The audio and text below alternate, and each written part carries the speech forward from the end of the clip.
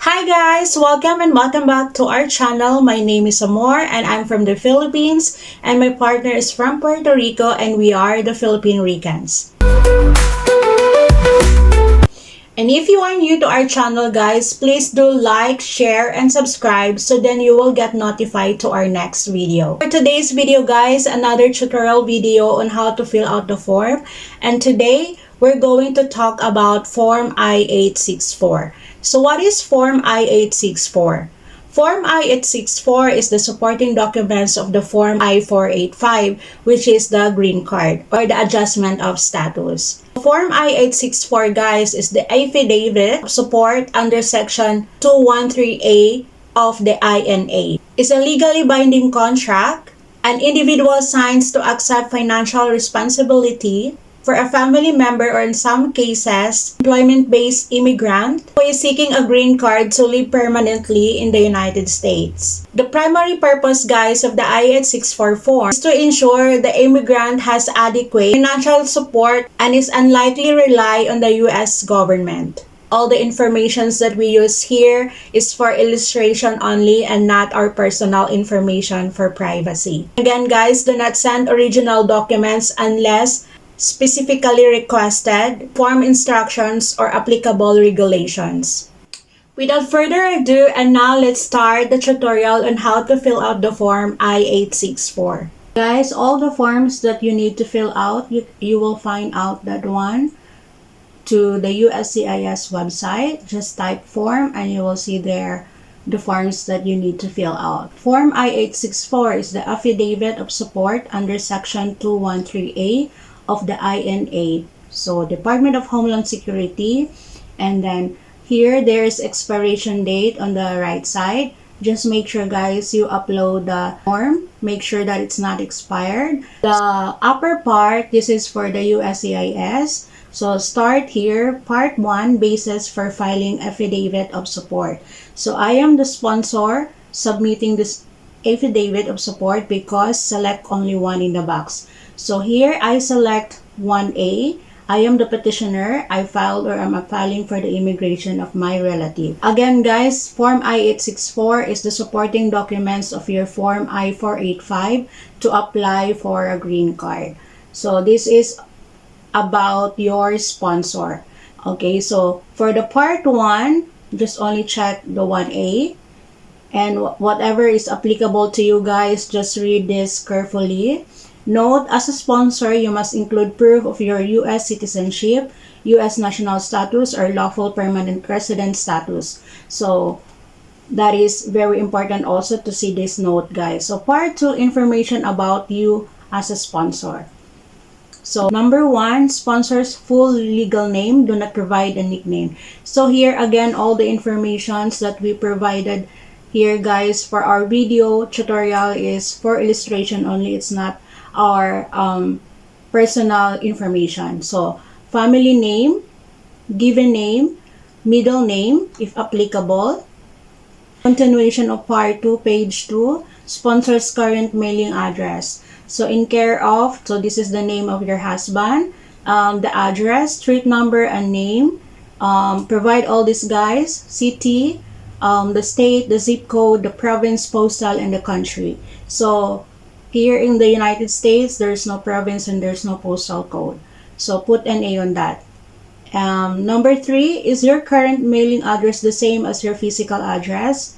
We answered here yes. So, answered is no on item number 3. Then provide the physical address on question number 4. Our answer is yes. So, here we leave it blank or you can put it also NA. Question number 5, other information, country of domicile, United States of America, date of birth, this is your husband's date of birth, and then country of birth, and then your husband's U.S. Social Security number. So, put it here, guys. Question 9, immigration status. I am a U.S. citizen, just check this one. Sponsors, A number if any. So, if your husband you have a number, then put it here. And if your husband have a USCIS online account number, then put it here also. Military service to be completed by petitioner sponsors only. I am currently on active duty in the United States Armed Forces or US Coast Guard, so my husband is no. Then if your husband is active duty, then put it yes here. So let's go to next page, part 3, information about the principal immigrant. So principal immigrant's full legal name, do not provide a nickname. So here, this is your information, guys, okay? So family name, this is your married name. So family name, given name, and middle name if applicable. Current mailing address.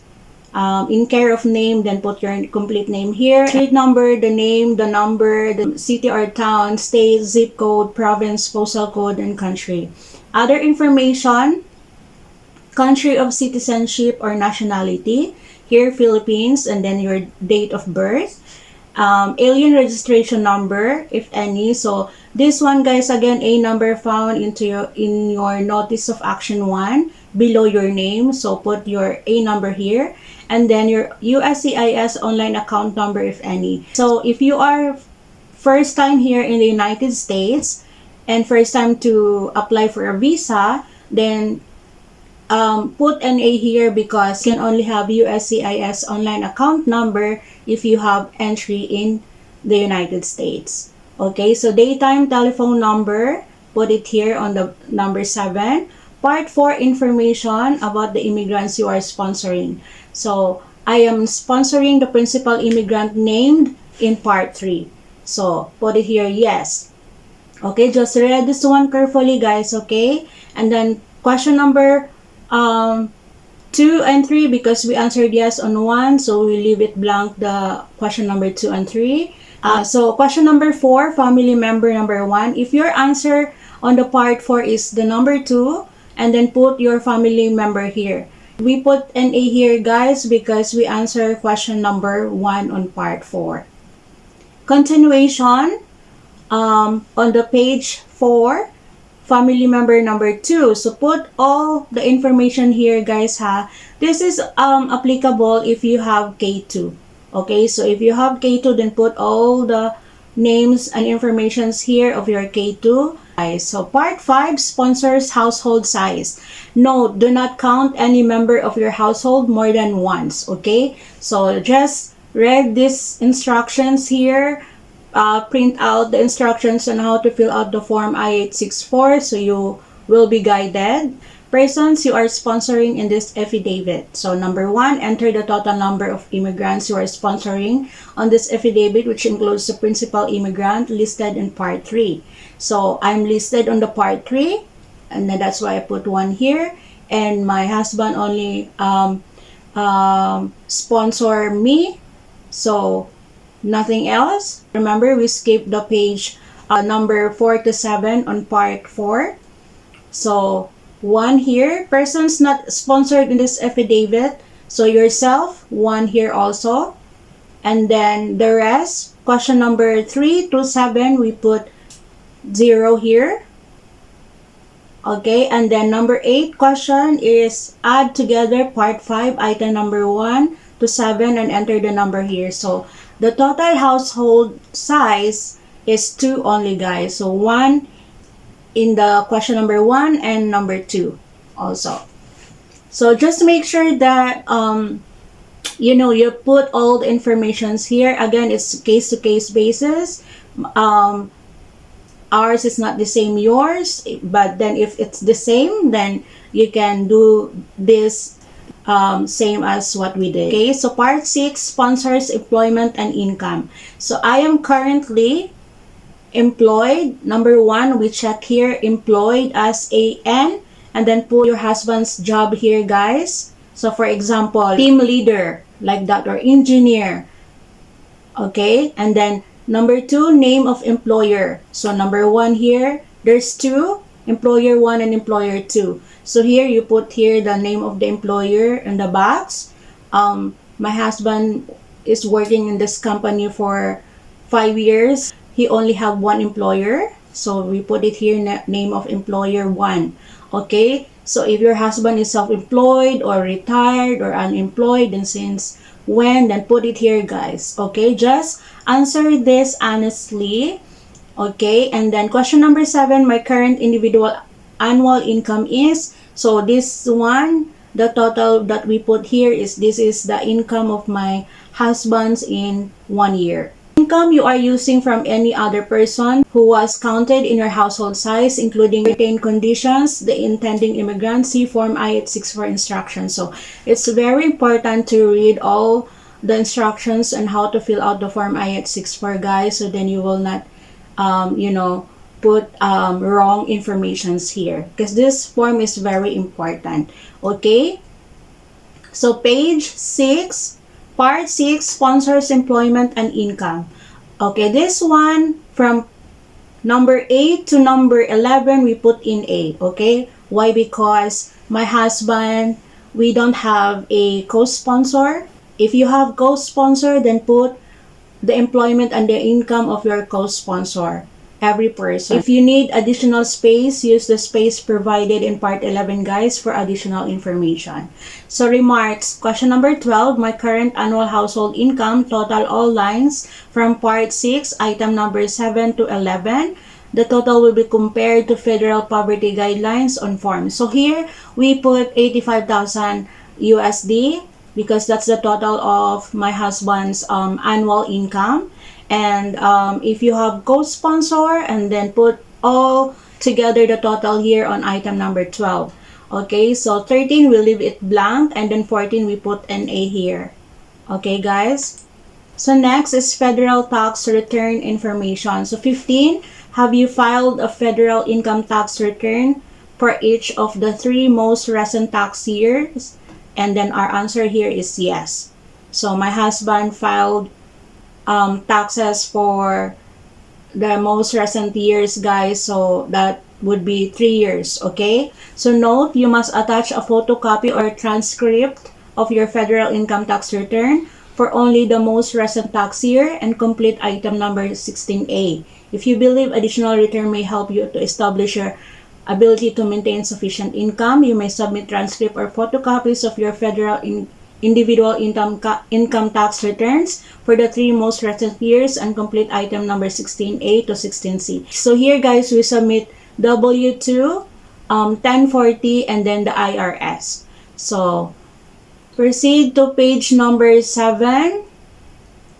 Part 6, sponsors, employment, and income, continuation. My total income adjust gross income on IRS form 1040 easy as reported on my federal income tax return for the most recent year was, so you put it here, guys, the recent, the second most recent, and the third most recent. So go with the recent year. So 2024 backwards, 24, 23, and 22.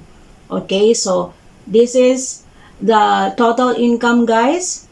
We put it here. And then question number 17, we leave on that, guys. So this one is for USCIS use only. So don't answer this box, guys, here. So part 7, use of assets to supplement income, if applicable. So if your income or the total income for you and your household from part 6, item numbers 12 or 16 exceed the federal poverty guidelines for your household size, you are not required to complete this part 7. Skip to part 8. So meaning to say, guys, here, if you exceed the federal poverty guidelines, guys, for your household, then put NA here. You're not going to answer this one. So again, my husband's income is above the federal poverty guidelines, guys. So that's why we put NA here. Okay? If not, and you have co-sponsor, then fill out this one if this one is applicable to you.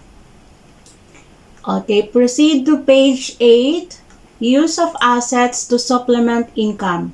Okay, assets of the principal sponsored immigrant if applicable. Assets of the principal sponsored immigrant. The principal sponsored immigrant is the person listed in part 3. Item number 1. Only includes the asset if the principal's immigrant is being sponsored by this affidavit of support. So here, guys, we put in A here from 6 to 10. So again, please read the instructions very carefully, guys, and understand the questions, okay? So, part 8, sponsors contract, contact information, certifications, and signatures. So, read this one. Also, sponsors contract here, guys. And then part 8, page 9, continuation.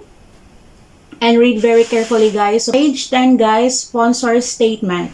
So this is the continuation of part 8. So number 1, sponsor statement regarding the interpreter. So A, I can read and understand English, and I have read and understand every questions and instructions on this affidavit and my answer to every question. So we answer here A, and then we leave NA on the B and on the number 2, and then sponsor's contact information, your husband's daytime telephone number, your husband's mobile number if any, and then your husband's email address. Just make sure that the email address here is active, okay? Sponsor's declaration and certification. So don't forget your husband's signature here and the date of signature, okay? It's very important, guys. Again, the signature here. So don't leave that blank, okay? So page 11, part 9, interpreter's contact information, certifications, and signatures. Interpreter's full name, contact information, and then certifications and signatures. So again, we file it DIY, we do it ourselves, so we don't have interpreters, so we put here NA on part 9. And then if you have, then fill out these boxes here. Part 10, contact information, declaration, and signature of the person preparing this affidavit, if other than the sponsor. If you have preparer, guys, put it here. And again, we put in a here because we don't have preparer also. Part 11, additional information. So this one is, if you have more than like 3 or 4 additional informations that you need here, guys, for this form, then do it here because this is the extension, okay? Number 1 is the family name, the given name, and the middle name. This one is your husband's information, guys. And then the A number, and then page number, part number, and item number. So you have to be specific on what page number is that, guys, what part number, and the item number here, and so on and so forth. But as we don't have, so we put NA here on part 11. That's it, guys. We're done with 864. If you watch my video, guys, on how I assembled my AOS packet, there you will see my cover letter. And because I-864 is the supporting documents of your Form I-485, you will see there on my cover letter, guys, what are the documents that we support for the Form I-864. If you have any questions about the form, guys, you can comment on the comment section. Let us know and we will try our best to answer your question. If you're planning, guys, to apply for a K1 visa and you want to do it yourself, you can check our playlist. We have the K1 visa DIY playlist, guys, and this playlist also for the green card if you want to do it DIY also. And hope you enjoy watching this video, guys, and thank you for all the support and hope to see you on our next video. And that's all for today. Bye!